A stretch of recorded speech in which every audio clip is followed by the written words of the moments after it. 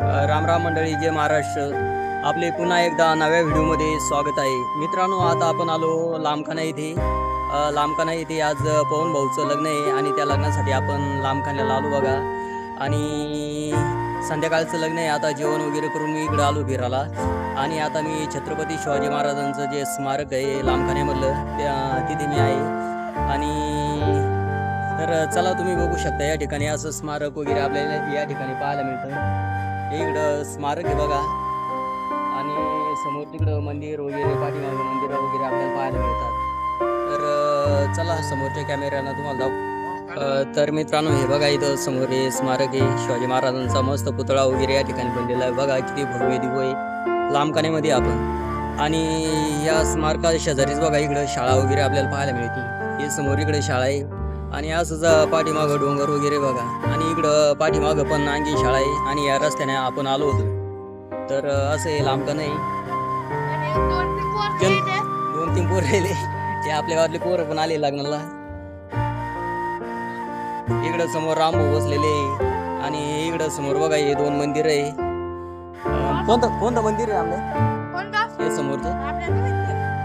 आणि इकडं समोर डीजे बघा, लग्नाचा डीजे. आणि इकडे हे टपरी वगैरे आपल्याला या ठिकाणी पाहायला मिळते. तर असं वातावरण आहे बघा हे लांबखान्यामधलं.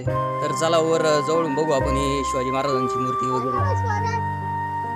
तर मित्रांनो, हे बा आपण आता जवळ आलो बघा, पुतळ्यासमोर आलो. हे असं स्मारक बनलेलं आहे भव्य दिव्य बघा, किती छान बनलेलं आहे.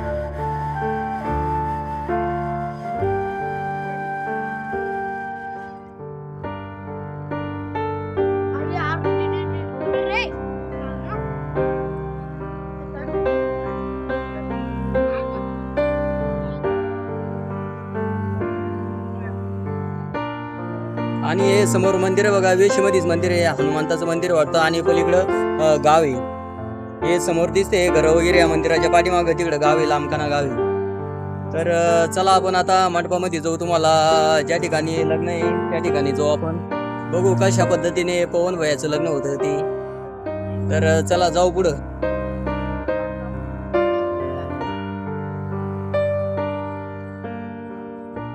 तर मित्रांनो, या ठिकाणी बघा ग्रामपंचायत वगैरे आणि हे वराडी मंडळी या ठिकाणी बसलेले बघा.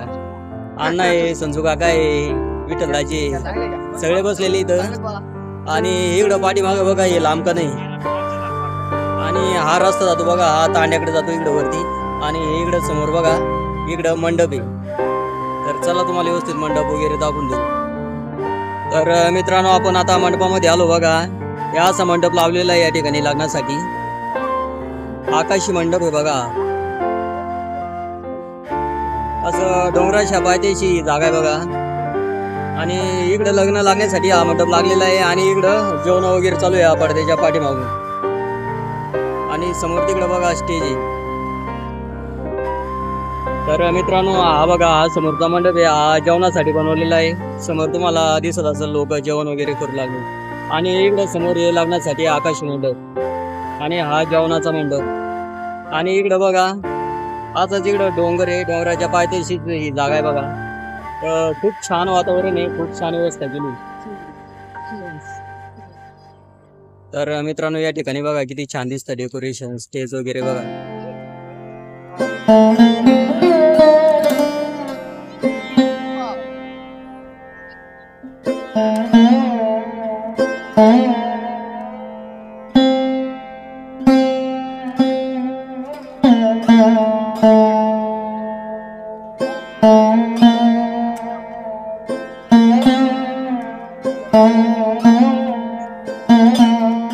तर मित्रांनो, आपण आता मंडपामधून आलो बघा. तुम्हाला मंडप वगैरे दाखवला, स्मारक दाखवलं.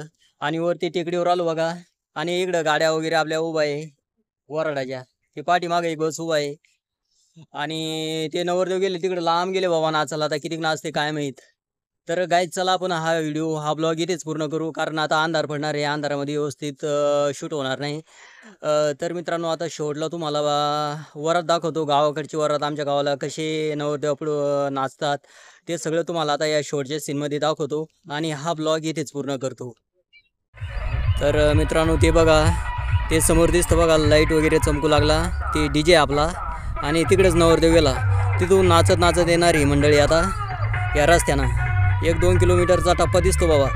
आणि इकडं या रस्त्यानं इकडं खाली जाणार आहे. इकडं समोर खाली मंडप वगैरे खाली लग्न लागणार आहे. तर चला आता जवळून बघू आपण, वरात बघू एकदा.